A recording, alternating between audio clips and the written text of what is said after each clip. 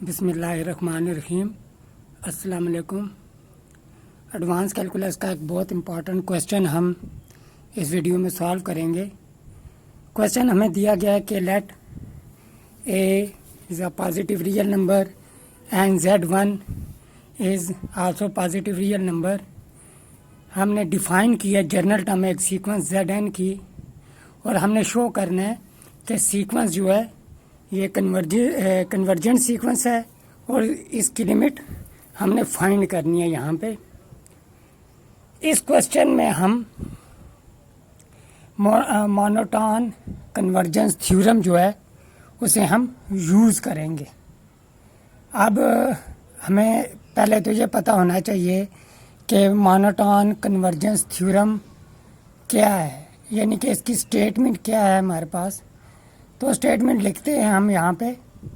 Statement कुछ यूँ है, if a sequence is increasing and bounded above by the supremum, then the sequence will converge to the supremum.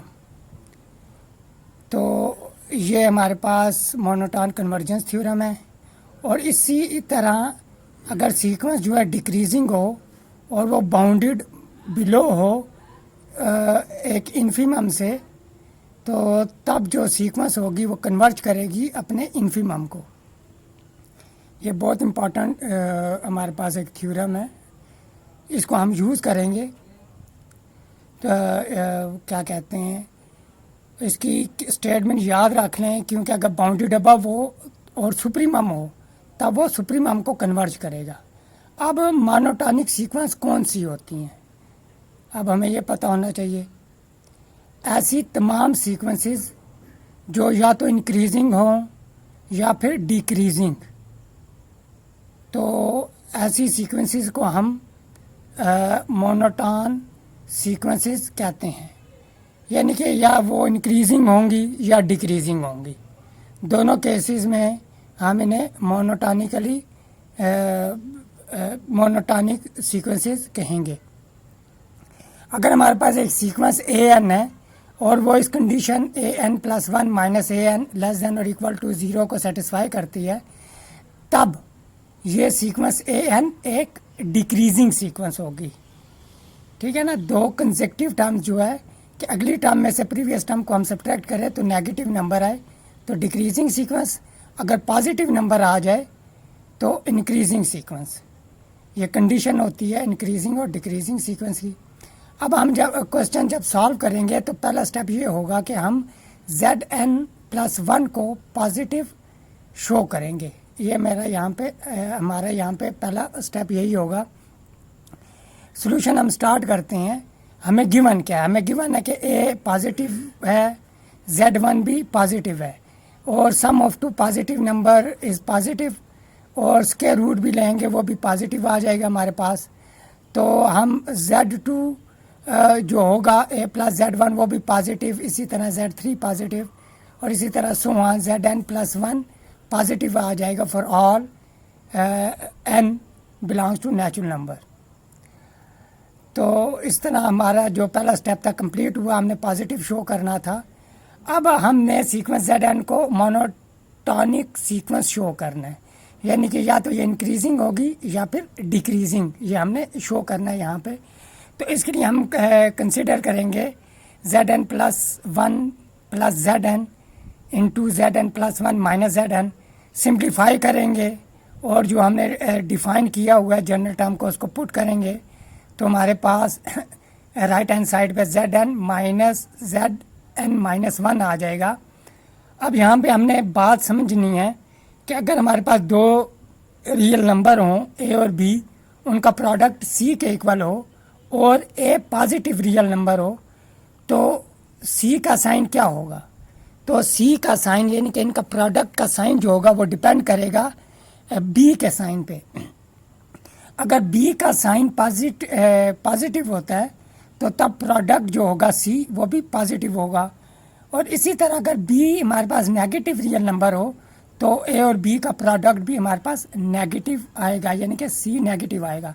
अब यहाँ पे ZN + 1 plus Z N, ये हमारे पास पॉजिटिव है, लिहाजा Z N plus one minus Z N और Z N minus one दोनों का जो साइन होगा वो क्या होगा, या तो वो हमारे पास पॉजिटिव होगा या नेगेटिव। ठीक हो गया। ये सिंपल ये जो साथ एक्सप्लेनेशन लिखी है वही हमने यही लॉजिक यहाँ पे यूज़ की है। नॉन पॉजिटिव का मतलब होता है कि लेस देन और equal to zero, non negative का ग्रेटर देन और इक्वल टू ज़ीरो। इससे हमें यहाँ ये प्रूव हो जाएगा कि जेड एन जो है ये एक मोनोटॉनिक सीक्वेंस है, क्योंकि वो दोनों कंडीशन आप देख रहे हैं यहाँ इंक्रीजिंग और डिक्रीजिंग की यहाँ सेटिस्फाई हो रही हैं। अब हमने जेड एन का लोअर या अपर बाउंड हमने फाइंड करना है। हमने ये तो शो कर दिया कि जेड एन जो है इंक्रीजिंग और या डिक्रीजिंग सीक्वेंस हो सकती है डिपेंडिंग अपॉन द साइन। अब हम कंसिडर करेंगे Z N plus one minus Z N, और राइट हैंड साइड पे जेड एन प्लस वन की वैल्यू पुट की जो हमें डेफिनेशन में गिवन है। राइट हैंड साइड को हम रेशनलाइज करेंगे। अब डिनोमिनेटर में जो हमारे पास क्वांटिटी है वो पॉजिटिव है। अब हमने साइन चेक करना है Z N plus minus Z N का। तो साइन चेक करने के लिए हम न्यूमरेटर में हमारे पास जो एक्सप्रेशन है क्वाड्रेटिक उसको हम फैक्टराइज करेंगे। फैक्टराइजेशन के लिए हम कंप्लीटिंग स्केयर को यूज़ करेंगे यहाँ पे। तो कंप्लीटिंग स्केयर के लिए हम 1/2 स्केयर होल स्केयर को ऐड भी करेंगे, सब्ट्रैक्ट भी करेंगे। इस तरह हमारे पास फर्स्ट 3 टर्म्स जो होंगी वो स्केयर बन जाएगा Z N minus 1/2 whole square. जो एंड वाली 2 टर्म्स हैं उनमें से नेगेटिव साइन कॉमन लिया और सिंप्लीफाई करेंगे सिंपल हम, फिर हम वहाँ भी स्केयर को कंप्लीट करेंगे। और अब हम यहाँ पे ए स्केयर माइनस बी स्केयर का फार्मूला यूज़ करेंगे। तो हमारे पास जो लेफ़्ट हैंड साइड है वो इक्वल आ जाएगी Z N minus 1/2 minus square root 1 + 4a divided by 2। और इसी तरह हमारे पास a प्लस बी वाली टर्म भी आ जाएगी यहाँ पे। तो अब यहाँ पे हमने ये करना है कि माइनस साइन को कॉमन लिया और एलसीएम ले लिया जो हमारे पास 2 टर्म्स थी। इसी तरह जो दूसरी ब्रैकेट में टर्म है वहाँ भी नेगेटिव साइन कॉमन लेंगे और एलसीएम ले लेंगे। अब यहाँ पे हमने अल्फ़ा पहली जो हमारे पास वैल्यू है उसे अल्फ़ा और रेड वाली जो वैल्यू लिखी है उसे बीटा ले लिया। माइनस साइन को अंदर मल्टीप्लाई करेंगे तो अल्फ़ा माइनस जेड एन हो जाएगा। और इस तरह हमारे पास Z N plus 1 minus Z N हमारे पास ये राइट हैंड साइड पे जो एक्सप्रेशन है क्वांटिटी है आ जाएगी हमारे पास। अब डिनोमिनेटर वाली पॉजिटिव है और जेड एन माइनस बीटा भी हमारे पास पॉजिटिव रियल नंबर है। तो जो साइन डिपेंड करेगा हमारे पास वो अल्फ़ा माइनस जेड एन पे डिपेंड करेगा, ये ख्याल करना है। अब अल्फ़ा माइनस जेड एन का जो साइन होगा वही sign Z N plus 1 minus Z N का होगा।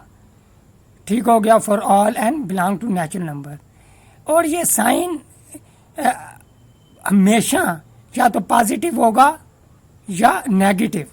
ऐसा नहीं हो सकता कि पॉजिटिव है आगे जाके नेगेटिव हो जाएगा, या तो नेगेटिव है कहीं आगे जाके वो पॉजिटिव हो जाए, क्योंकि हमने ये शो कर दिया कि सीक्वेंस मोनोटोनिकली इंक्रीजिंग या डिक्रीजिंग सीक्वेंस है। अब हम अगर alpha minus Z N greater than और इक्वल टू 0 है, अल्फ़ा ग्रेटर देन और इक्वल टू जेड एन हो जाएगा और सीक्वेंस हमारे पास इंक्रीजिंग है। अल्फ़ा जो है यहाँ सुप्रीमम है क्योंकि ये सीक्वेंस की तमाम टर्म से बड़ा है। तो जो हमारे पास MCT है यानी कि मोनोटोन कन्वर्जेंस थ्योरम, उसके मुताबिक हमारी जो सीक्वेंस होगी ये कन्वर्जेंट सीक्वेंस होगी और ये अपने सुप्रीमम को कन्वर्ज करेगी। तो इस तरह हमारे पास ये प्रूव हो गया कि सीक्वेंस जो है वो कन्वर्जेंट है और उसकी लिमिट अल्फ़ा है। अगर हमारे पास alpha minus Z N less than और इक्वल टू 0 हो तो अल्फ़ा इस केस में हमारे पास लोअर बाउंड होगा यानी कि इन्फिमम होगा। और इस केस में हमारे पास जो सीक्वेंस है ये डिक्रीजिंग सीक्वेंस होगी और सीक्वेंस डिक्रीजिंग हो जाएगी और इसका इन्फिमम अल्फ़ा हो जाएगा। तो अब दोबारा यहाँ जब हम मोनोटोन कन्वर्जेंस थ्योरम को यूज़ करेंगे तो उसके मुताबिक ये सीक्वेंस डिक्रीजिंग सीक्वेंस जो है ये अपने इन्फिमम को कन्वर्ज करेगी और इन्फिमम यहाँ पे अल्फ़ा है। दोनों केसेस में लिमिट जो है वो अल्फ़ा है। इस तरह हमारा रिक्वायर्ड रिज़ल्ट प्रूव हुआ। सीक्वेंस जो कि कन्वर्जेंट भी है और इसकी लिमिट एग्जिस्ट करती है। और यहाँ पे हमारा क्वेश्चन ख़त्म हुआ। अल्लाह हाफिज़।